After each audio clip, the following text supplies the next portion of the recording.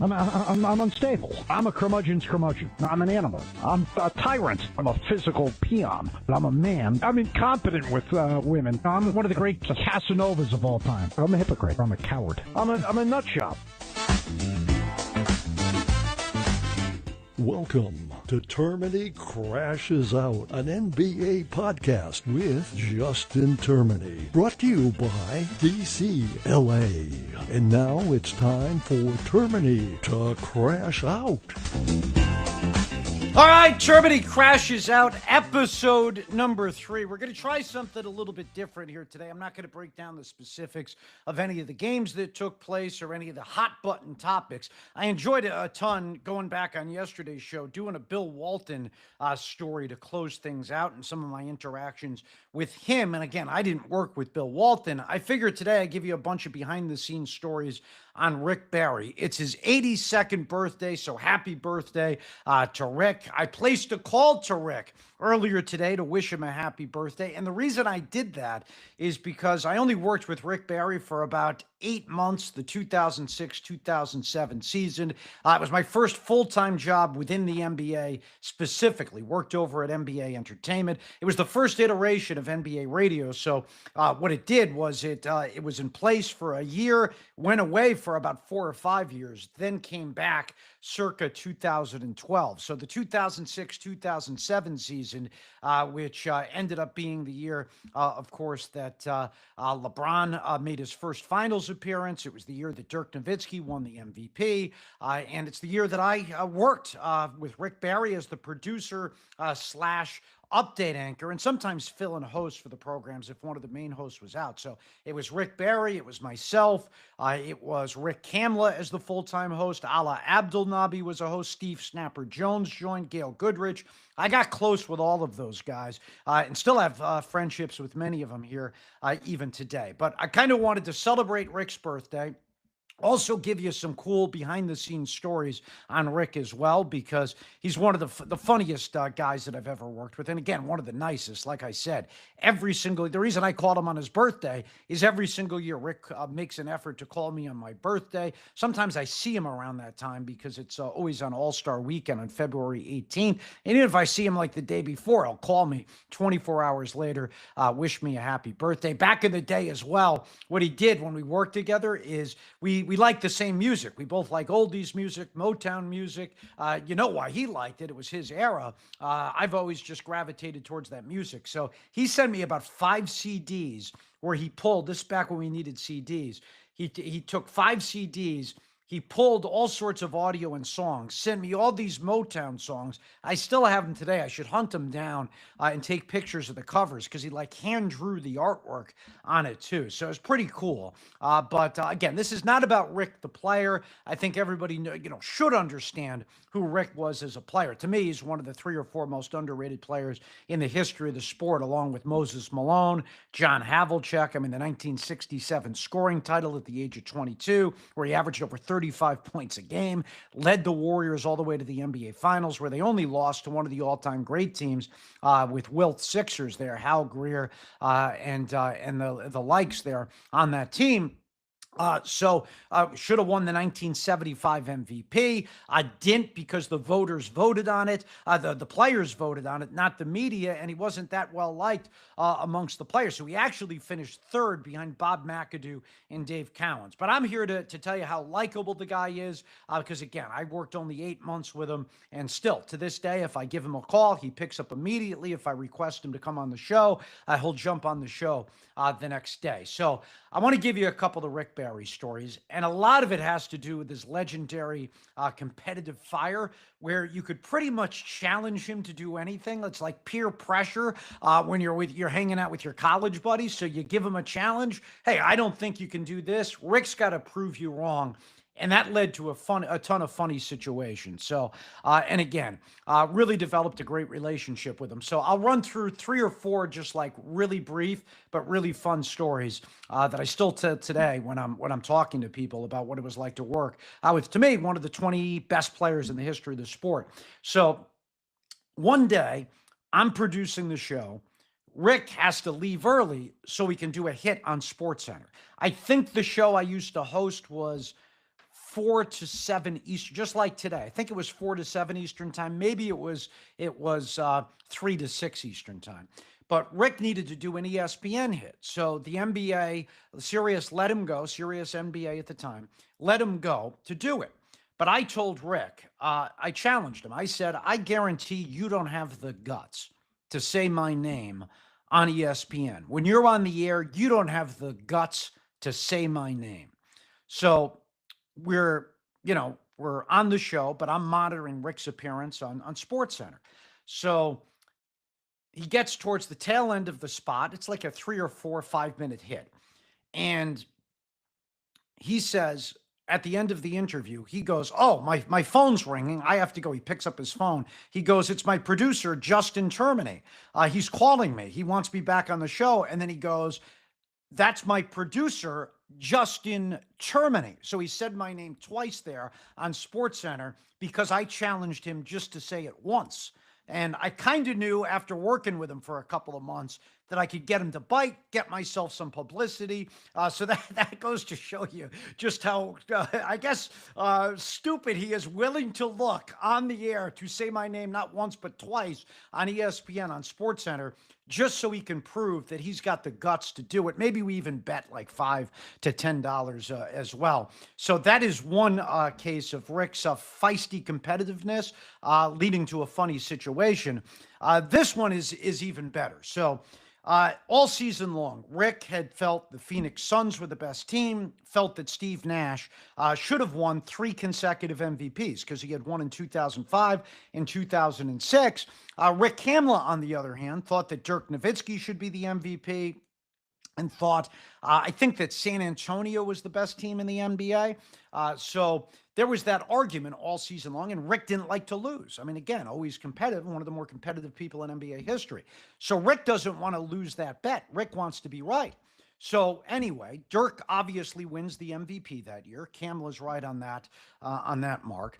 And then we get to the second round of the postseason, and it's San Antonio and Phoenix that year. And if you recall, there was the incident where Robert Horry hip-checked Steve Nash, and it led to all the suspensions, which ultimately ended up to, San Antonio winning the series. So Rick, again, picked Phoenix, not just to win the series, but to win the championship. Rick Kamla's picking San Antonio to win that series and the championship. So that creates some friction. Now, at the time, and Rick did not agree with the suspensions. He was very displeased. So at the time, we have Stu Jackson come on the air, and Stu Jackson's in charge of discipline for the NBA. So he's going to explain why certain things took place, why he made the decisions that he made. Now, I'll add some context. Back then, the NBA the NBA was more hands-on than they are now. Like the show I host with Eddie Johnson, Sirius XM NBA Radio, they give us a lot of leeway. They don't tell us what to say. They don't nitpick. They don't control subject matter. Back then, with David Stern in charge of the NBA, they were a little bit more hands-on. They didn't want us to be critical of the league. So the boss at the time comes in and explains to Rick, who is doing it via the internet. He's doing the show from a different location. I'm in Secaucus, New Jersey. Rick is in Colorado Springs. Okay, so the boss comes in. He says Stu Jackson is about to come on the air, and you are not to ask him any difficult questions, Rick. You just have to play this straight, throw him some softballs, get him in and out, okay? This is basically an infomercial for the NBA. Now, again, Rick is livid because he doesn't think that these guys should have been suspended. It's going to cost Phoenix the championship, and he's not going to get his pick right. So the boss then leaves the studio. It is just me and Rick, and I'm 23 years of age, 24 years of age. It's just me and Rick. Rick is, again, back in Colorado Springs. I'm in Secaucus. Nobody can hear us conversing. So I say to Rick, I go, oh, wow. Your reputation, I thought you were one of the 20 to 25 best players of all time. I had always heard that Rick Barry does what he wants. Nobody tells Rick Barry what to say, what to do. I'm shocked that you would allow this boss to tell you what you can and can't say. I guess I learned something about Rick Barry. So I say something to that effect. And Rick doesn't say anything in response. So we get to the interview, and Rick proceeds to grill Stu Jackson for 15 straight minutes. I mean, go at him, completely destroy him. How could you do this? This is impacting who's going to win the title. How do you justify making a decision like this? I mean, when at Stu Jackson. The boss, meanwhile, is in the room with me, whereas he can't contact Rick because he's back in Colorado Springs. And the boss is pulling his hair out. He's going absolutely ballistic. Cannot believe that Rick has gone rogue and basically ripping Stu Jackson after he told him not to. So then the interview ends. The boss completely lays into Rick, and Rick doesn't say anything, just absolutely takes it. Boss walks out. It's just me and Rick again. Rick, all he says, nobody tells me what to do. So that's the greatness of Rick Barry. That's the competitive edge of Rick Barry. We had a lot of moments like that, but you could kind of just challenge him to do anything, and you could get Rick to bite. I'll give you a couple of other stories as well. Taking advantage of the fact that Rick had that competitive edge, what I would do is write fake emails as the producer, right? And I made up this name of one of my college buddies, Shibs, I used to call him. And I would write in and I would always criticize Rick in the email, basically saying, you weren't as good as people say. You couldn't play in the 2000s. The only reason you could play in the 1970s is the league was watered down. The competition wasn't as good. I would throw in the fact that his two sons, Brent and John, were much better players than him.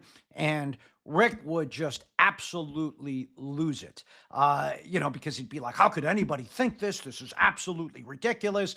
And I'd get him to lose his cool based off emails that were coming from fake people. Now, like a year later, I got together for lunch with him and Allah Abdelnaby, and I used to do the same thing to Allah. And I told him, and he was beside himself. He was not very happy.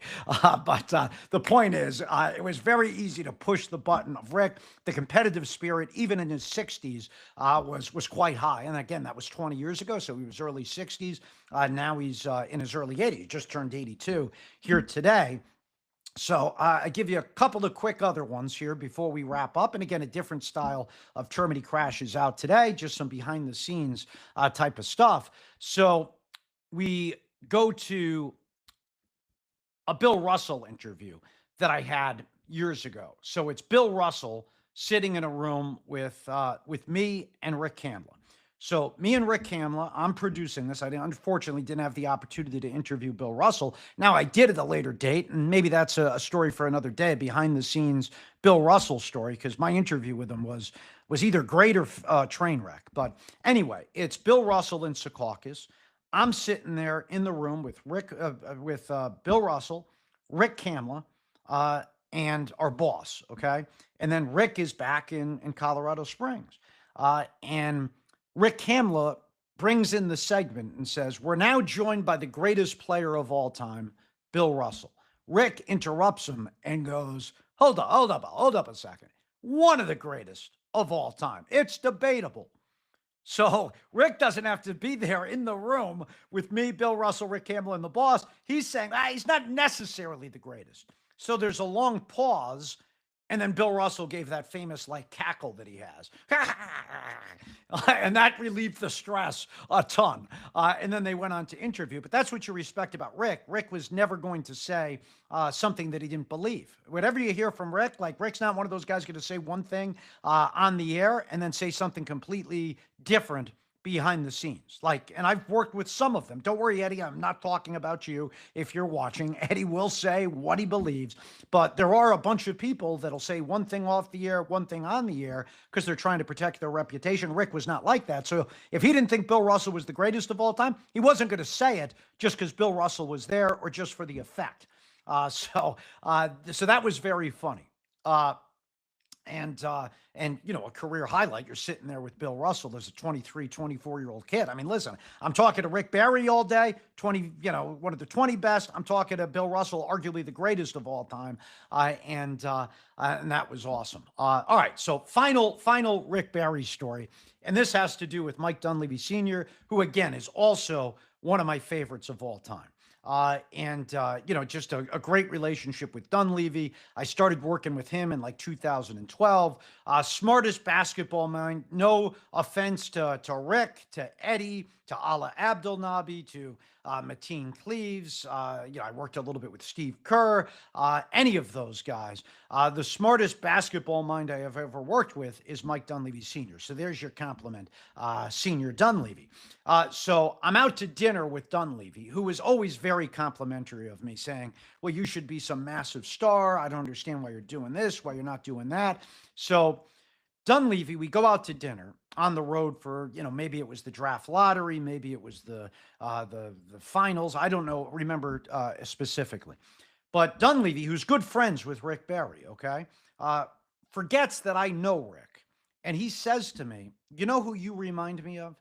You are the exact same person. You are a carbon copy of Rick Barry. Now, I took that to be a massive compliment. And basically, he was saying, because we have this, I guess he thinks we have this weird moral code where we get hooked on something. And if you don't agree with us, it's almost blasphemy. Like you're just never going to give in. Anyway, Dunleavy says that to me.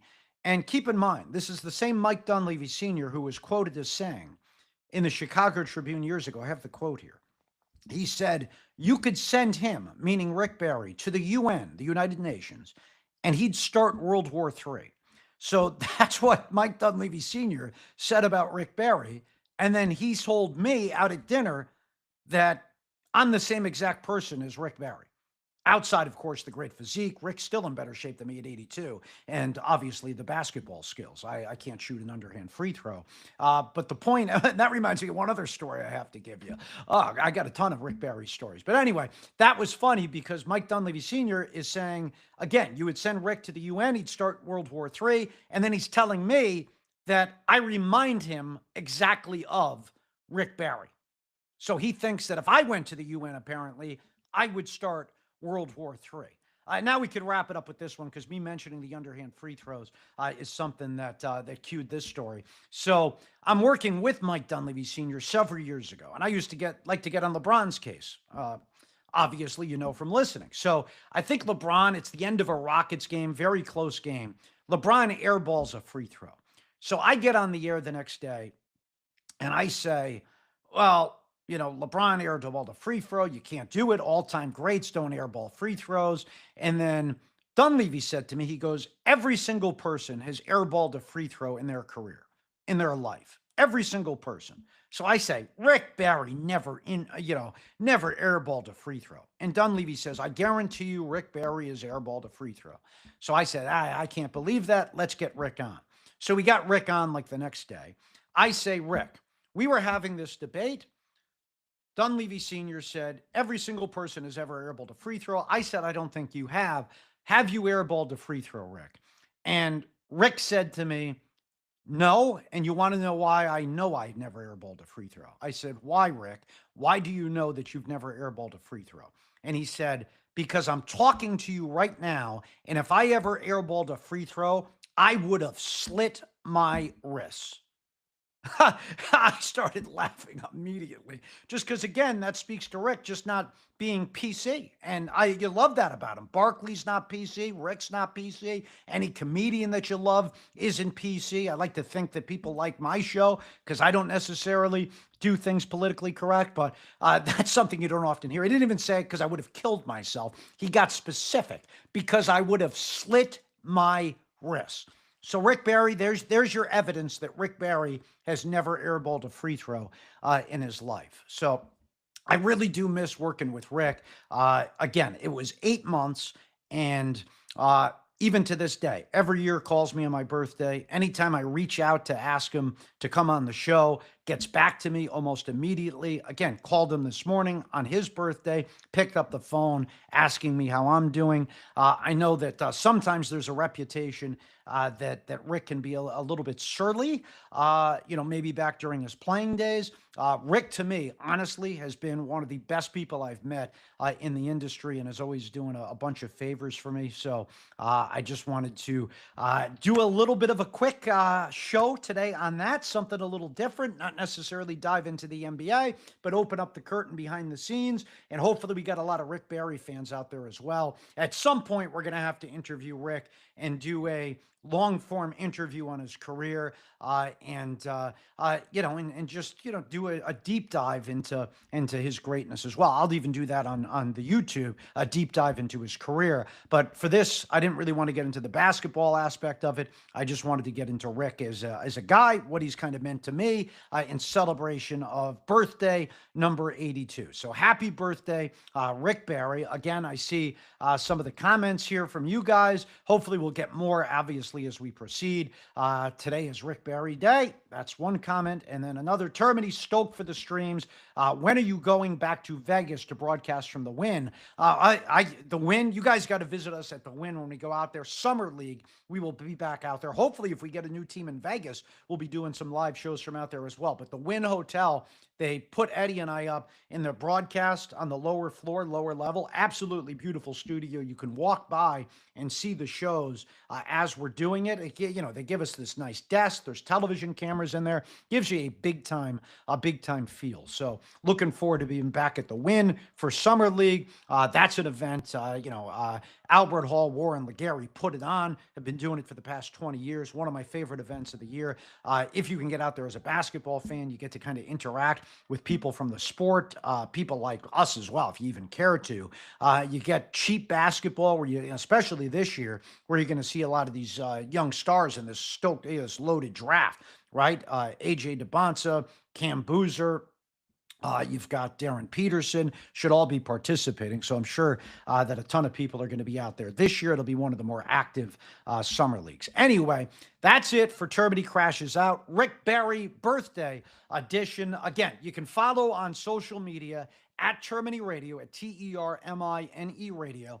In the bio up there, you will see a link to subscribe to the YouTube. So like it and subscribe is what I'm told you're supposed to do here for the YouTube channel. The more subscribers we get, the more conversations we'll have like this one. I'll also try and cut up small portions of these videos to put on social media. So again, Twitter at Termini Radio, at TERMINE Radio. Click and subscribe to the YouTube page. The link is in the bio there. I am also on Instagram and TikTok. That's at Termini NBA, at Termini NBA on both Instagram and TikTok. All right, enjoy the college basketball today. Enjoy the NBA today. I will talk to you, if I don't do a podcast tomorrow, I will talk to you on Monday afternoon with Eddie Johnson, 4 to 7 Eastern time on NBA Radio. I am not sporting a Deepak suit or shirt today, but again, we want to thank Deepak DCLA for sponsoring us and providing the attire when Termini goes out in public and looks sharp. You can find him at bydcla.com, bydcla.com, bydcla.com. All right, talk to you guys soon. Thanks for